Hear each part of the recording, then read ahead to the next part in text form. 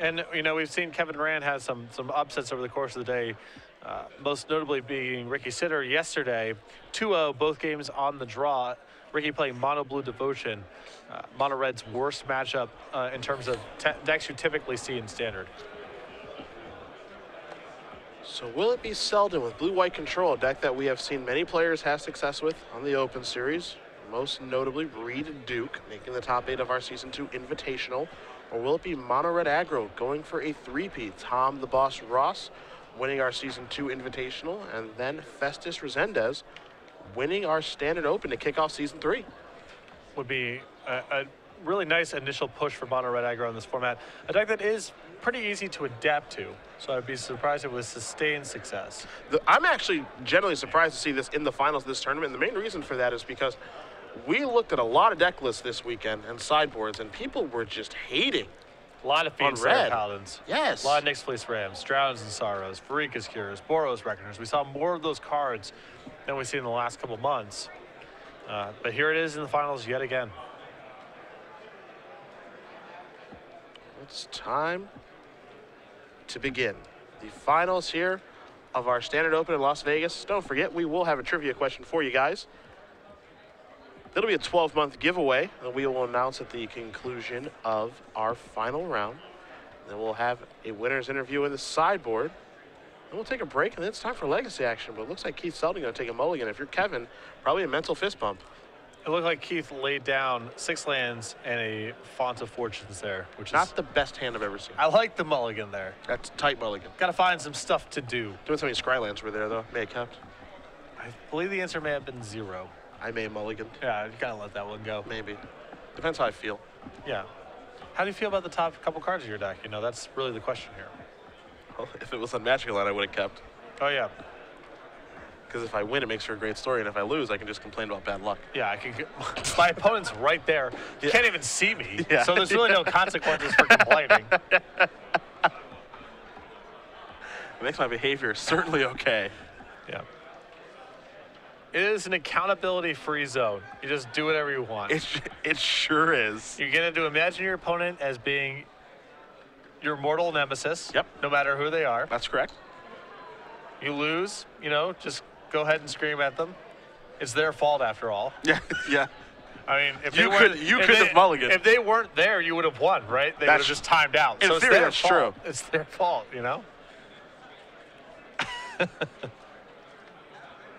Well, this looks like a no blue hand. It does have 3 lands and a Banishing Light, so there's at least something going on here. Yeah, be a little quicker to the ground than that. This is a Rakdos Cackler. It's going to be unleashed, so a 2-2 right away. Elspeth's not the ideal draw. There's a Mutavault, pass the turn back. I'm telling you, man, it's so important for Rand to break serve here. Going to start by attacking for 2. I think we may see it in this game unless Keith draws very well. I mean, he doesn't have blue mana or Jace or Supreme Verdict. Burning Tree Emissary. Oh, boy. And now Firefish Striker, and I don't think he has a D-Sphere either. And Kevin's draw is not shabby. Not a bad opening. Another Plains. Take a look at the Firefish Striker. This is going to get ugly. Yeah. Not only is he missing blue, even if he had blue mana, he wouldn't have any of the cards. He doesn't have any of the cards he needs. And there's a Banishing Light to take down that Firefish Striker. That's out of the way. These Burning Tree Emissaries and Rakdos Cackler are going to come to play. We might even get more damage here in just a moment. See Rand doing the math. When you see red guy tapping the table like that, it's not a good sign. You're dead. It's not a good sign. He's subtracting from your life total. That's what's happening right now. Right now, Kevin just needs to, you know, we know on Keith's side he has nothing going on here. Even if he draws blue next turn, he's not back in the game. But Kevin has to respect the possibility of what happens if next turn he plays an island and Supreme Verdict. What can I afford to leave behind? I think the answer is quite a few things. He's just going to attack her for 6. Maybe going to use a Maka, so that's going to make it 9. Selden's going to go down to 9. And I like this fine. In the event that Keith untaps with a blue source and has Supreme Verdict, Kevin has Legion Loyalist and Ash Zealot left over to Pierce, so that's not a terrible base to build back from. I think the draw may have been Supreme Verdict for the turn, but there's no island there. You just have to pass the turn back. Rand will take a draw here in just a moment. Take this copy of Titan Strength. That's a good one. And now I think this is a lock because there's nothing Keith can have here. Kevin doesn't have to play around anything. No last breaths in the list, so. Titan strength, that is it. Kevin Rand wins game number 1 in very impressive fashion over Keith Selden. Mono red, 1 game away from a three-peat here in our standard open. And merciless. I mean, not a lot of time to recover there if you're Keith. The deck's so fast. That was, I think, turn 4. And that was turn 4 with, Kevin playing around some things. Yeah. And getting hit with a removal spell on turn 3. This is true. Quickly, we're going to do our trivia. You've got the rules, I've got the question. All right, he's going to ask you a question. Tweet your answer at SCG Live, hashtag SCG Premium. Of the correct responses, one will be selected at random for a full year of Star City Games premium content. Don't worry about submitting first, just submit accurately. And please note that this contest is run at the full discretion of StarCityGames.com, and Twitch is in no way affiliated with giveaways on the stream. Simple stuff here. Next weekend, the Open Series comes to Portland, Oregon. I'll be doing coverage, and I'll be joined by somebody. The question is, who will be my partner in crime next weekend in the booth from Portland, Oregon? If you can name that person, hashtag the answer with SCG Premium, and make sure you are following an SCG Live. We'll announce the winner at the conclusion of what looks to be a pretty quick match. Well, so far. I mean, maybe. You gotta. What's nice about this matchup is even when blue-white control wins, the games are usually pretty fast. Yeah, they establish control on turn 4, turn 5, and then there's no coming back for the red deck. Correct. But for the red deck, they have to keep the ball rolling, which is what Rand was able to do game 1. You take a look at Selden's sideboard here. 2 copies of Archangel Athena, Banishing Light, and a Blind Obedience. 2 Celestial Flare, a Deicide, a Dispel, 2 Gainsay, 3 copies of Last Breath, Negate and a Quicken. A lot of nice options. He's got a lot to bring to the table in this matchup. The 2 Archangels, the Banishing Light, the 2 Celestial Flares, the 3 copies of Last Breath. I think even the Quicken against a deck with so much haste, all very powerful options for him to bring in here. On the other side, you see Rand. He's got 4 Eidolon of the Great Revel, 2 Searing Blood, 4 Skullcrack, 3 Harness by Force, 2 Mizium Mortars. I imagine that we like probably some number of Skullcracks and Eidolons. I think you're going to see the full 10 come in here of Eidolon, Skullcrack, and 2 copies of Mizium Mortars as well, because he's playing against Archangel. And he knows he's playing against Archangel. Is it okay to just be dead to Archangel, though? Because, Mortars is pretty bad if they don't draw Archangel, and it's just okay if they do, depending on the board position. It is a pretty big risk to bring in Mortars, but I don't think you can just say, I'm just dead to it, because it's going to come up a lot. That's been my experience. I can respect saying, I'm just going to try to, I'm going to try to ignore it. The fact that you have Legion Loyalist plus pump spells means that maybe there's a better rationale for not bringing in Mortars, because you have the upside of they play Archangel, you attack with Legion Loyalist, they presumably have to block, and you can just kill it for free with one of your pump spells. It depends really what he has to take out here. He has 2 copies of Searing Blood and 3 Shocks that can pretty easily leave the deck. I think that Foundry Street Denizen is pretty poor against blue-white. It compels you to overextend into Supreme Verdict. It matches up poorly against Jace.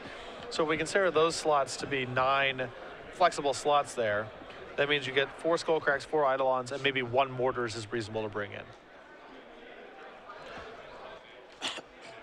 I am always just a little bit wary of Mortars in these type of matchups. I understand the idea, of course, is when they do play their trump card, which is Archangel, you can kill them and keep attacking. But, there are those situations where maybe they don't draw Archangel, you draw Mortars, or they draw Archangel, you don't draw Mortars, and it gets out of range too quickly.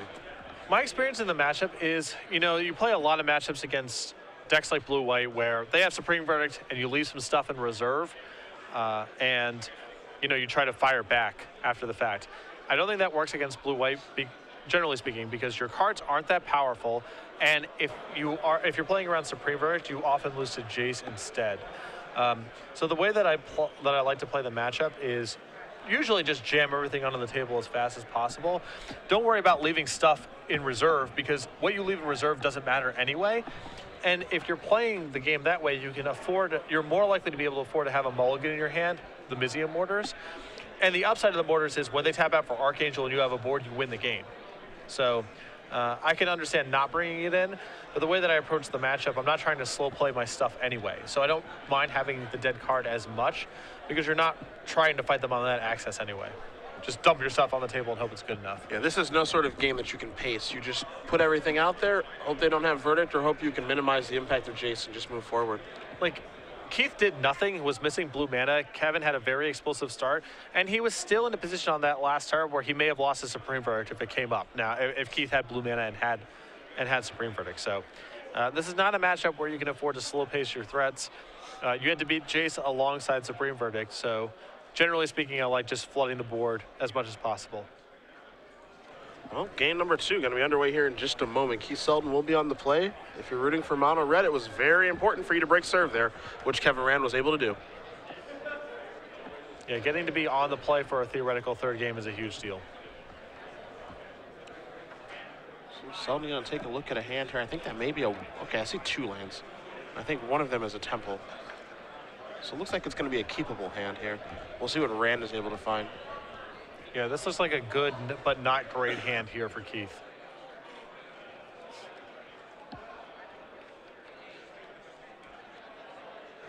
Well, both players will keep. Selden going to take a look at the top card.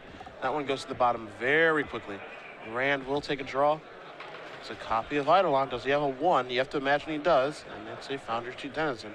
So many 1-drops in this deck. I think he's had 16. Yeah, he has a lot.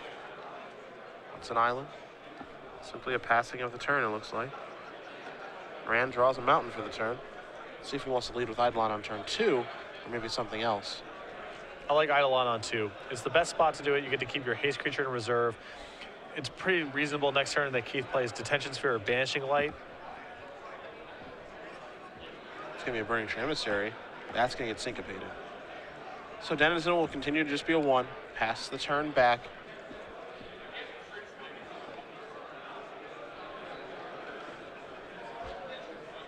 And no third land. It appears as though Keith has left the Aetherling in his deck, which would be the first card I would sideboard out in this matchup. I don't think I could reach any quicker for it. Yeah. You can win the game with Elspeth or just revving for a couple points. As long as you get to turn 5 or 6, you just win with anything. Yes, just right. You win with anything. Mutavaults are fine. And in fact, Aetherling is the type of threat that you can tap out for and die, because it only blocks one thing.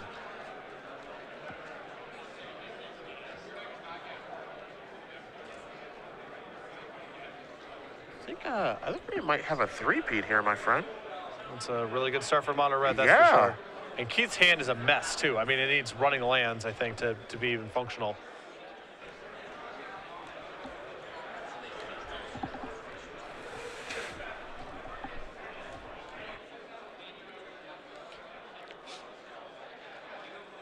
There's a Firefish Striker. Trigger, of course, from the Eidolon is going to put Rand down to 18, but he doesn't care. Nope. Everyone remembers their own Eidolon trigger when they're winning. I guess that's actually true, yeah. That's just a rule. Oh, yeah, I take 2. You take 200. I take 2. Very aggressive play here, but sensing weakness from Keith, I think. I actually like that play a lot. Yeah. Just trying to get him dead. Scry is important. You know, if you don't believe your opponent has last breath, you just rock and roll. Or Azorius Charm. Yeah. I mean, there's some cards that definitely penalize him here, but Island.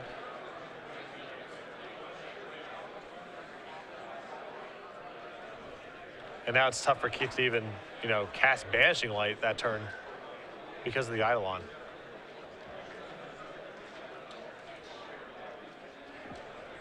And I think that's a Skull Crack, and if that is, Then that is. That might be it. This is an Ash Zealot. Rand's going to take 2. He's going to trigger the Denizen. Come in here for 8. This is a Titan Strike for the W. He is shocked. I mean, he's got everything. He can just pass. He can just pass and say go.